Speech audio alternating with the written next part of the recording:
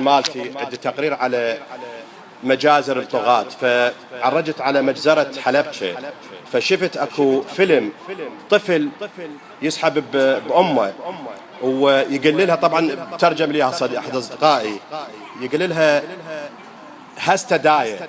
فكلمة هستداية يعني هي طبعا بالسوراني الكردي معناها قومي يمه او نهضي يا امي، فكلمة يعني كلش تأذي. يعني حتى احنا بالشعب عندنا يقوم يمه، فالمفروض هي الأم تقول له بنها قوم، بس هذا الطفل هو يجر بأمه ويبكي ويصيح هستداية هستداية.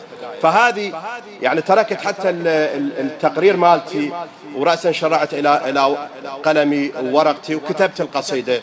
الورد فتح خدوده، الورد فتح خدوده وحضر النوروز بدلات العرس، والجبل سرتشا وصاح وردت عليه الشمس، كانن الحلوات تسمع صوتهن مثل الفخاتي ولابسات احلى اللبس، وكان دلشاد بكمانه من صدى الوديان صوته مقتبس، وكانت تغني البلابل وبلحن ما يتجداول.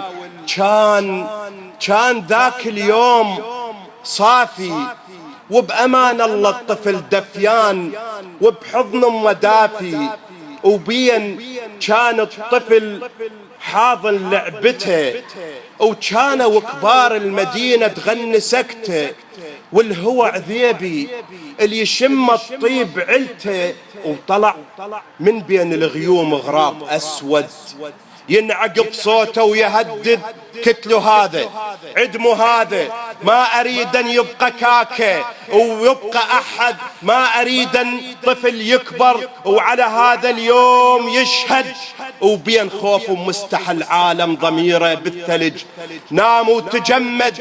هدت الغربان سمها بلا يا رحمة ولا قلب رف وتردد، ماتت القاع وعشبها اختلق حسرة، ومن هذاك اليوم برواح الأطفال الحقل ورد، والغراب يصيح الغراب يصيح ضربوهم اقتلوهم اذبحوهم، ما أريد أن يبقى أحد. وطفل وامه تصيح الله يا أمة محمد خاف موتا، وابن ما يقدر على ذراعي توسد،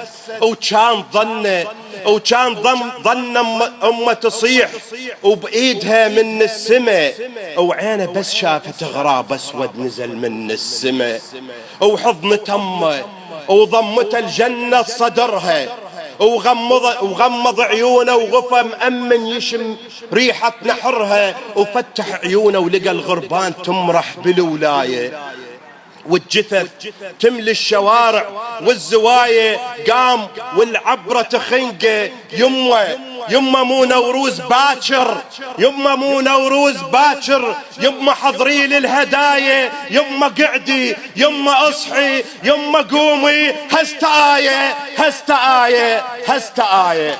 والسلام عليكم.